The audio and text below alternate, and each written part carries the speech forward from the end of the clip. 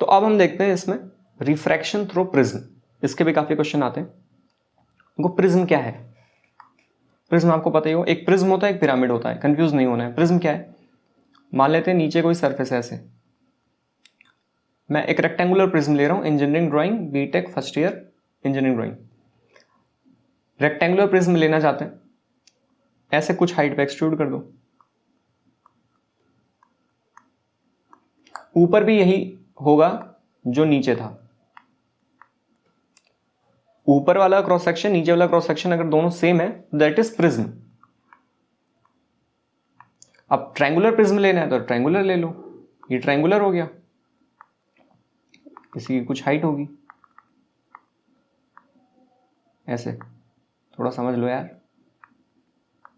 ये क्या है, ट्रायंगुलर प्रिज्म हो गया, ये रेक्टेंगुलर प्रिज्म है। किसी को पेंटागन प्रिज्म बनाना तो पेंटागन बना लेना, ऐसे करना 3 4 1 2 3 4 5 1 2 3 4 5, तो देखो नीचे भी वही है और ऊपर भी वही है, तो ये क्या हो गया, पेंटागनल प्रिज्म हो गया। तो प्रिज्म इसे कहते हैं। पिरामिड क्या होता है कि जिसमें ऊपर एक एपेक्स हो, ये रही हमारी नीचे वाली सरफेस, अब यहां से एक हाइट ले लेते हैं 30 सेंटीमीटर, ये पीछे डॉटेड मतलब वो पीछे साइड है, ये है पिरामिड, ये इसका एपेक्स हो गया सबसे ऊपर। तो ये था पिरामिड। ऐसे मान लो पेंटागनल पिरामिड बनाना हो तो पेंटागनल बना लेना, ऐसे 2 3, ये यहां से कुछ हाइट ले लो, ऐसे जोड़ दो, तो ये क्या हो गया, पेंटागनल पिरामिड हो गया। ये कौन सा था, स्क्वायर पिरामिड था। तो पिरामिड और प्रिज्म तो आप समझ ही गए होंगे। तो हम यहाँ पे क्या पढ़ रहे हैं, सिर्फ ट्रायंगुलर प्रिज्म पढ़ रहे हैं, जिससे कि हमें रिफ्रैक्शन कराना है। ये सारा मिटा देता हूँ। तो ट्रायंगुलर प्रिज्म में क्या होता है, यानी कि 2 ट्रायंगुलर सरफेस होंगे, है ना, 2 ट्रायंगुलर प्लस 3 लेटरल सरफेस, दिख रहा है ना, एक ये ट्रायंगुलर सरफेस और एक इसका बेस हो गया 2, और अब ट्रायंगल है तो तीनों साइड के, एक ये वाला साइड और एक ये वाला साइड और एक पीछे वाला साइड, 3 लेटरल सरफेस हो जाएंगे। इसको पूरा मिटा ही देते हैं, ठीक है। अब ये है मान लो प्रिज्म हमारा ए बी सी, यहां से रे गई rarer to denser towards the normal. Normal कौन सा होगा पहले तो ये बताओ, ये रहा नॉर्मल, हमेशा सरफेस के परपेंडिकुलर, सरफेस हमारा ये है, ये आपने नॉर्मल बना दिया ऐसे, ये गई टुवर्ड्स द नॉर्मल। अब आर कहां से लिया है देख लो, हमेशा नॉर्मल से ही लेते हैं, फिर अब जा रही है यहां से denser to rarer away from the normal. Normal कैसे बनाया, ये देखो हमेशा परपेंडिकुलर टू सरफेस, ये रही सरफेस इसके परपेंडिकुलर, अब अवे फ्रॉम द नॉर्मल गई, ऐसे जा रही थी इधर चली आई, कुल मिला के ऐसे निकल गई, बात खत्म हो गई। This is known as incident ray, this is refracted ray, जो गई इंसिडेंट रे, जो अंदर ही अंदर गई वो रिफ्रैक्टेड रे, और जो फाइनली बाहर आई वो इमर्जेंट रे, कोई दिक्कत की बात नहीं है। एंगल ए को बोलते हैं एंगल ऑफ प्रिज्म, इस प्रिज्म का कुछ एंगल होगा ना, लगभग 60 डिग्री ही होता है, क्योंकि इक्विलेटरल ट्रायंगल लेते हैं तो 60 डिग्री के आसपास ही होता है, बाकी वो गिवन होगा क्वेश्चन में। ये फाइनली जो एंगल ई है, ये एंगल ऑफ इमर्जेंट नॉर्मल से, एंगल ऑफ इंसिडेंस भी नॉर्मल से, ये एंगल ऑफ रिफ्रैक्शन आर, उसका कोई मतलब नहीं है हमें। इसमें जो खेल आता है वो आता है एंगल ऑफ डेविएशन का। एंगल ऑफ डेविएशन क्या है, ये रहा डी, ये कैसे आया, जब ये प्रिज्म ऐसे जा रहा था, इंसिडेंस रे से जा रही थी, तो अगर ये डेविएट नहीं हुई होती तो ये शायद ऐसे चली जाती, है ना, ये वाली देखो, ये वाली एच वाली रे,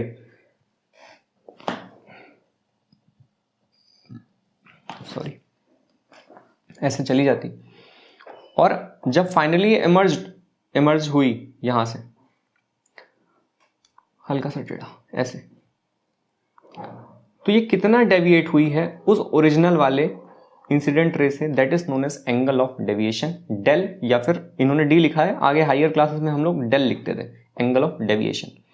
तो एंगल ऑफ डेविएशन शायद अब आप समझ चुके होंगे कि एंगल ऑफ डेविएशन कौन सा एंगल है, एंगल ऑफ इंसिडेंस और इमर्जेंट एंगल के बीच, इमर्जेंट वाली रे के बीच का एंगल है। क्यों?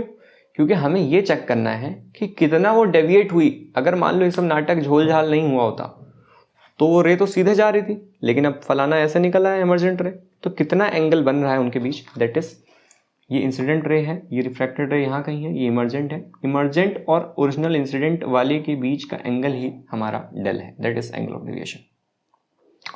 यहाँ पे वैसे तो एक और फॉर्मूला याद आ रहा है कि angle of incidence plus emergent angle, यानी कि ये वाला एंगल प्लस ये वाला angle equal to angle of prism plus del. ये फॉर्मूला भी आप देख सकते हो, काम आए तो ठीक है, नहीं तो कोई बात नहीं। कहाँ गया? हाँ, एंगल ऑफ प्रिज्म क्या है ना, ये एंगल ऑफ प्रिज्म, इस प्रिज्म का जो एंगल हो, डेल क्या है, angle of deviation, I is incident angle, E is emergent angle. काम हो चुका है।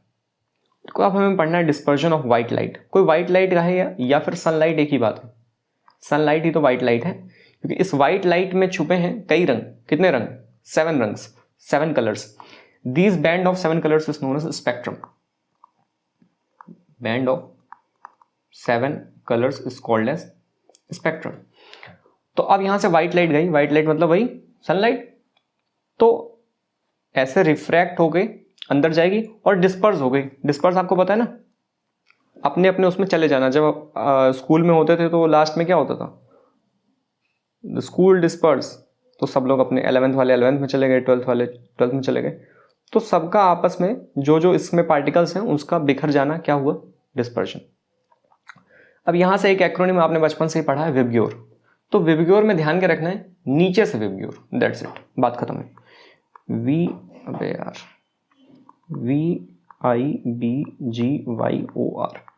This is VIBGYOR. नीचे से वेवलेंथ सबसे ज्यादा किसकी है, तो रेड वाले की वेवलेंथ ज्यादा है, दैट इज लैम्डा, और इसकी सबसे कम है, लैम्डा कम है। किसी एक का याद कर लो, उसी तरीके से हो जाएगा। मैंने जैसे रेड का याद किया हुआ है कि रेड बढ़िया आदमी है, रेड की वेवलेंथ ज्यादा है, जो रेड की वेवलेंथ ज्यादा है तो बाकी लोगों की धीरे धीरे कम हो गई, और वॉयलेट की वेवलेंथ सबसे कम है। और विबग्योर मैंने ये भी याद किया हुआ है कि विबग्योर नीचे से है, तो कौन सी ज्यादा बेंड करेगी, कौन सी कम बेंड करेगी, क्या इसको हमें याद करने की जरूरत है? अब नहीं, साफ साफ दिख रहा है। सबसे ज्यादा कौन डेविएट हुआ है, ये है ना, रेड तो कितना कम हुआ है। तो बेंड्स मोस्ट कौन सी, सबसे नीचे वाली, वॉयलेट। बेंड्स लीस्ट कौन सी, रेड।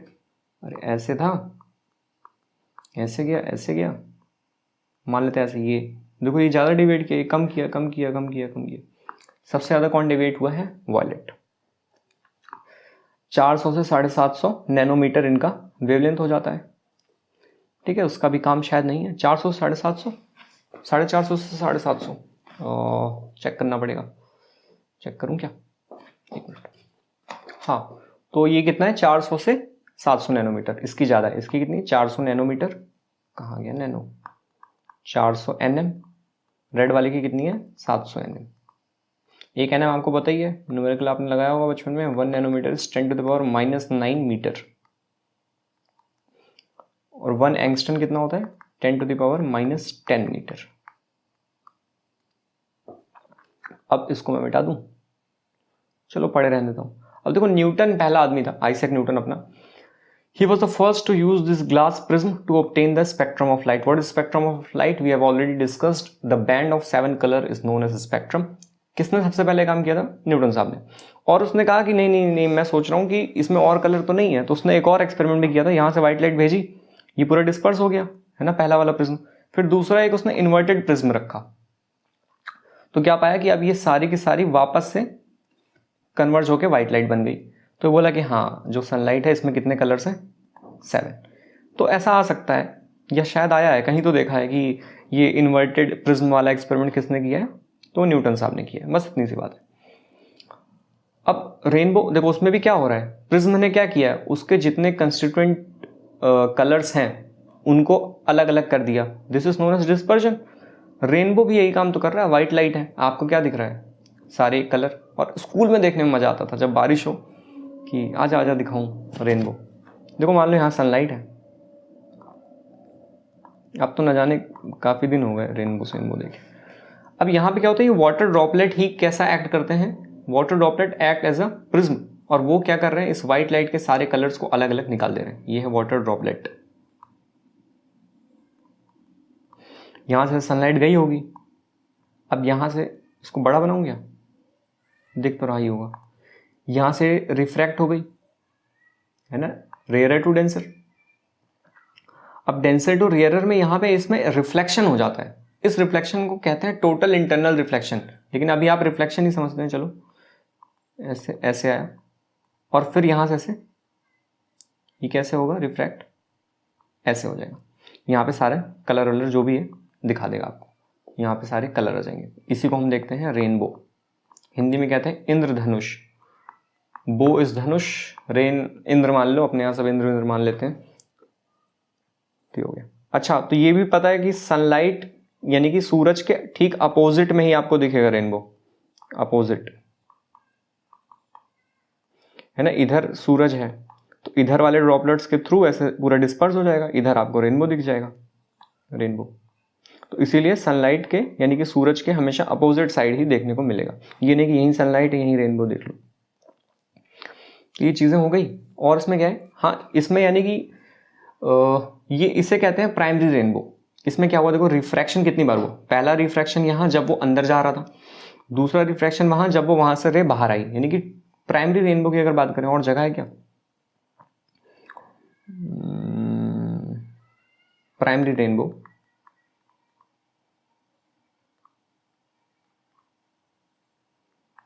रेनबो में क्या हो रहा है, टू रिफ्रैक्शन, रिफ्रैक्शन तो 2 बार हो ही रहा है, और रिफ्लेक्शन कितनी बार हो रहा है, एक बार रिफ्लेक्शन। ये कौन सा रिफ्लेक्शन है, टोटल इंटरनल रिफ्लेक्शन है, तो एक रिफ्लेक्शन हो रहा है, दिस इज प्राइमरी रेनबो। एक सेकेंडरी रेनबो में क्या होता है, यहां से जब रे जाएगी रिफ्रैक्ट कर जाएगी, यहां से ऐसा एक रिफ्लेक्शन हो गया, टोटल इंटरनल रिफ्लेक्शन, रे ऐसे जा रही है, यहां से एक बार और रिफ्लेक्शन हो गया और उसके बाद रिफ्रैक्ट करेगी, रिफ्रैक्ट तो करेगी ही। तो सेकेंडरी वाले केस में क्या होता है, सेकेंडरी रेनबो 2 बार रिफ्रैक्शन, ये तो कांस्टेंट है, ये तो कहने की बात ही नहीं है, बस मेन खेल हमें रिफ्लेक्शन देखना है कितनी बार। इसमें 1 बार रिफ्लेक्शन हुआ, 2 बार रिफ्लेक्शन हुआ, 2 बार हुआ टोटल इंटरनल रिफ्लेक्शन इस केस में। तो ये एक बार क्वेश्चन आया हुआ है प्राइमरी रेनबो और सेकेंडरी रेनबो का। अब ये जो टोटल इंटरनल रिफ्लेक्शन है ये भी हम समझ सकते हैं, तो आखिरी में देखते हैं। अब हम एटमॉस्फेरिक रिफ्रैक्शन की बात करते हैं। आपको पता ही है हमारे एटमॉस्फेयर में क्या है, एयर क्या होमोजेनस है, इसमें कई पार्टिकल हैं, है ना, अलग अलग आर्टिकल हैं, जिसकी वजह से रिफ्रैक्शन होता रहेगा और आपको अपेरेंट पोजीशन दिखेगी, जिसकी वजह से हमें ट्विंकलिंग ऑफ स्टार भी दिखता है, ये हमने देखा ही था।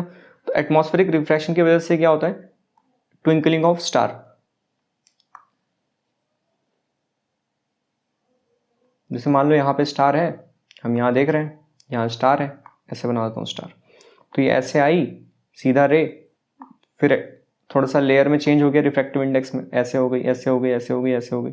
जब आपने देखा तो आपको कहाँ दिखेगी इसकी पोजीशन, यहाँ पे। तो यानी कि जितने भी स्टार हम देख रहे हैं वो असल में इतने ऊंचे नहीं है जितना दिख रहे हैं, वो थोड़ा सा उससे नीचे ही होंगे। ये ओरिजिनल है, ये अपेरेंट है, तो इसलिए आपको क्या दिखते हैं, वो टिमटिमाते हुए। तो कुल मिला के ये सब टेक्निकल में अब नहीं जाना है, बस हमें यही पढ़ना है कि क्यों हो रहा है ट्विंकलिंग ऑफ स्टार, तो रिफ्रैक्शन की वजह से। ये तो बच्चों वाली चीजें। एडवांस सनराइज और डिलेड सनसेट हमें दिखता है 2 मिनट्स का इसमें खेल है।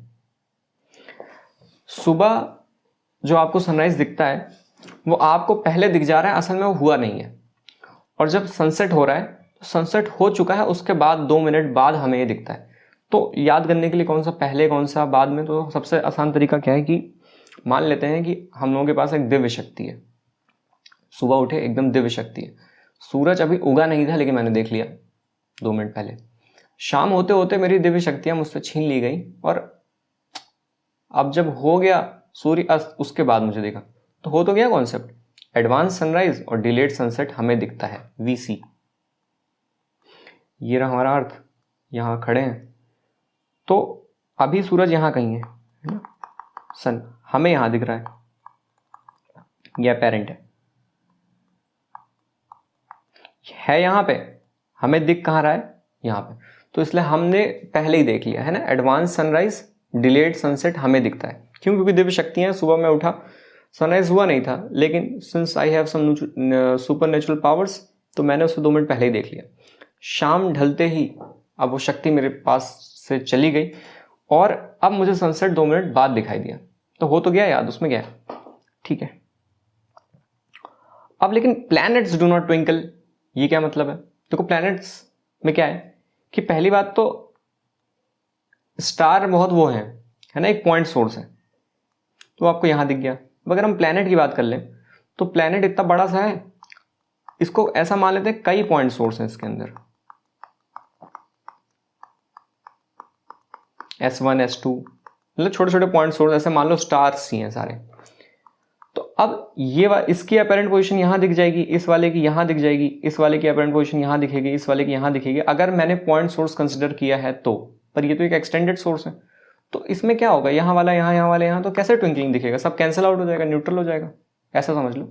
तो that's why planets do not twinkle, these are not point source. या फिर पॉइंट सोर्स है भी तो इतने सारे हैं कि पूरा मिलकर कैंसिल आउट कर दे रहे हैं, तो इतना इफेक्ट नहीं पड़ रहा है ना, करीब भी है। इसके बाद हमारा कॉन्सेप्ट है स्कैटरिंग ऑफ लाइट का। देखो स्कैटरिंग का मतलब होता है छितरा जाना। छितरा जाना तो समझते ही होगे, छितराना या बिखर जाना।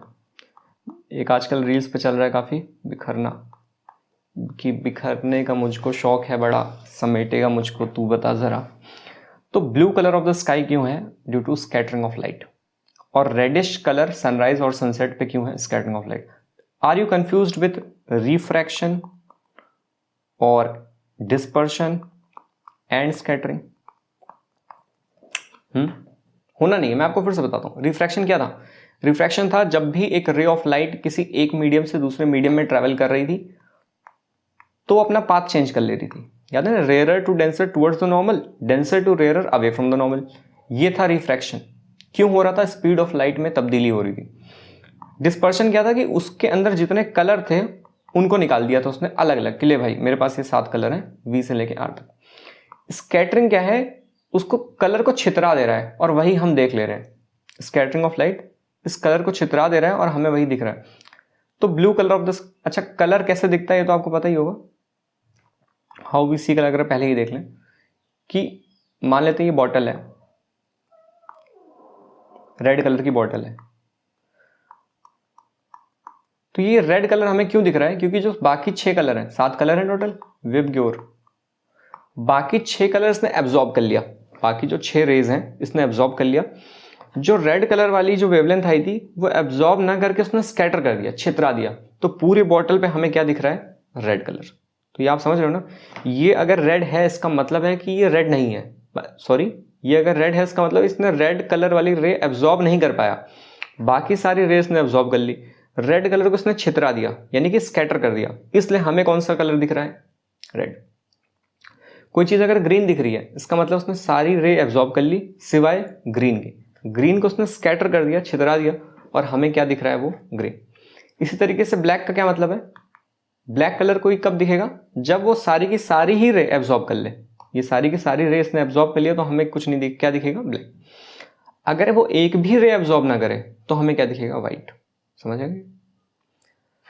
तो इस तरीके से हमें कलर दिखता है। तो blue colour of the sky का क्या मतलब है? साफ मतलब है कि ब्लू कलर वो स्कैटर कर दे रहा है, छितरा दे रहा है, इसलिए हमें क्या है? ब्लू दिख रहा है।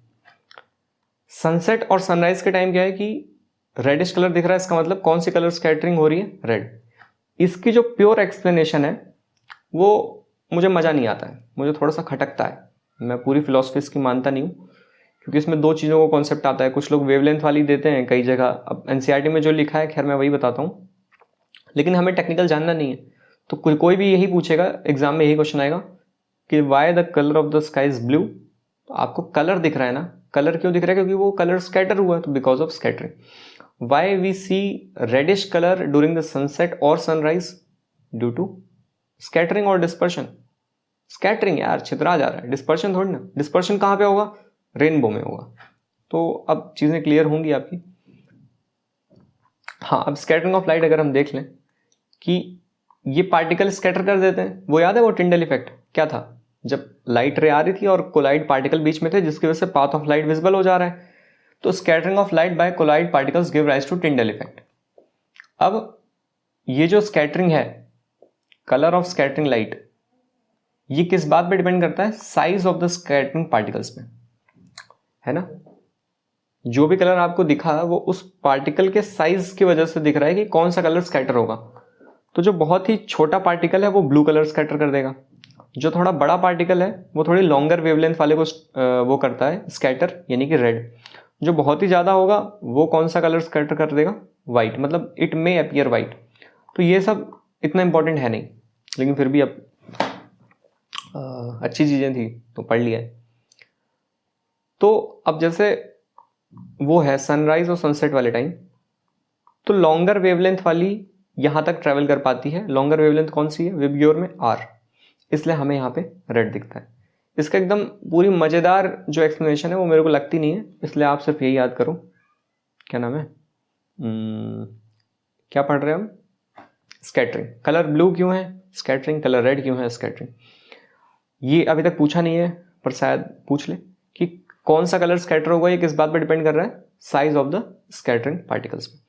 बहुत ही फाइन है तो ऐसा, यानी कि मान लो आकाश में यहाँ बहुत ही फाइन पार्टिकल्स हैं तो ब्लू स्कैटर कर दे रहा है, यहाँ बहुत ही बड़े पार्टिकल्स हैं वो रेड स्कैटर कर दे रहा है। ऐसे भी खेल सकते हो अगर जानना हो तो। क्या हो अगर कोई एटमॉस्फेयर ना हो? जब कोई एटमॉस्फेयर नहीं होगा तो स्कैटरिंग होगी क्या? तो कैसा दिखेगा?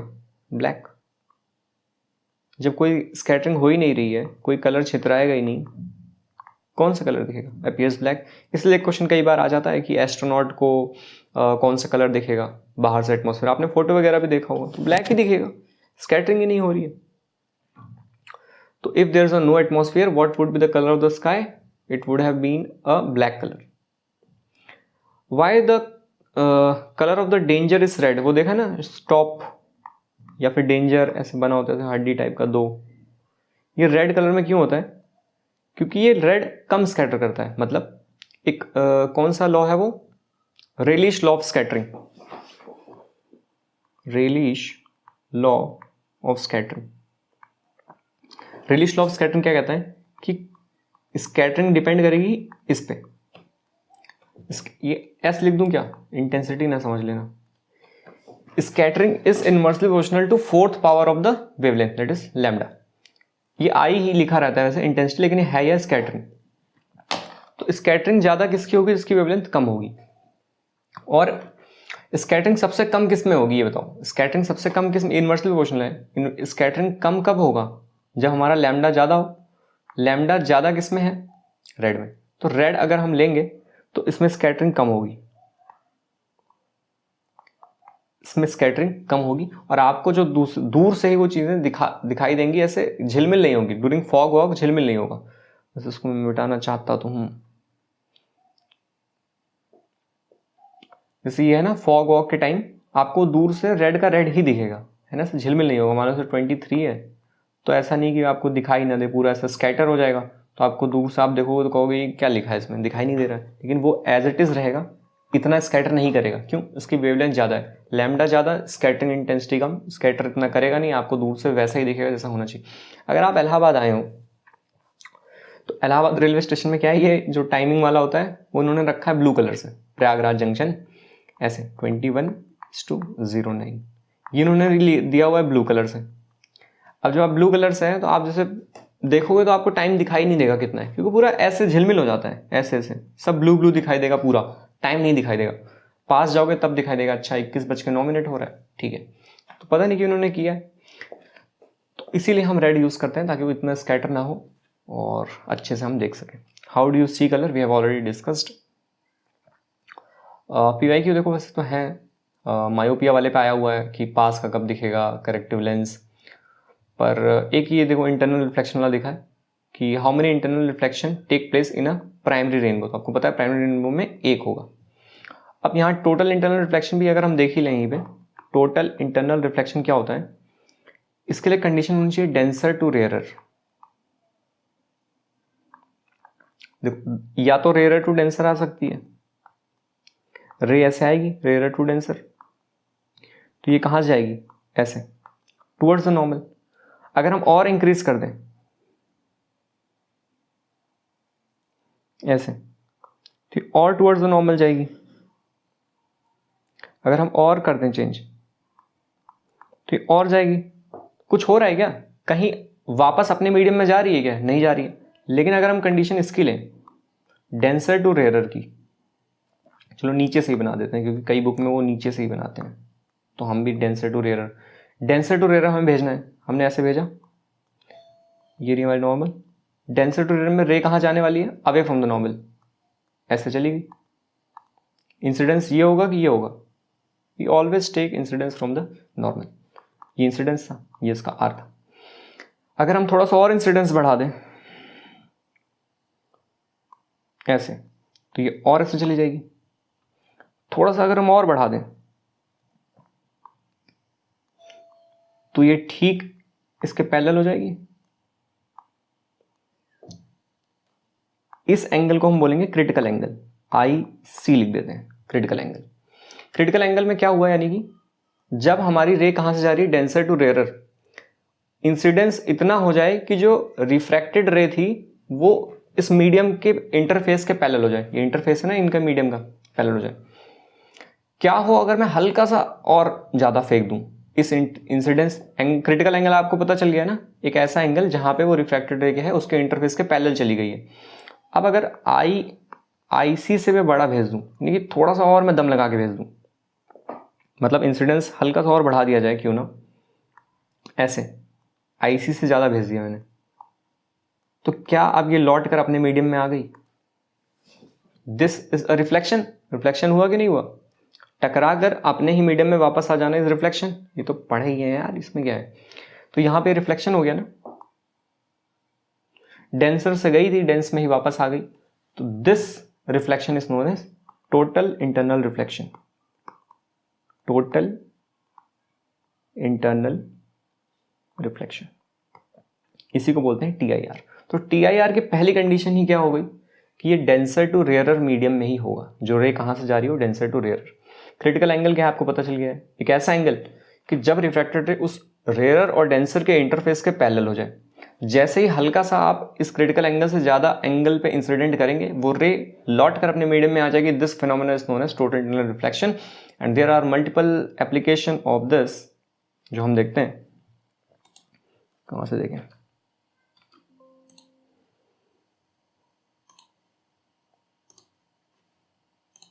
इसके जैसे कई एग्जांपल कौन से, ऑप्टिकल फाइबर,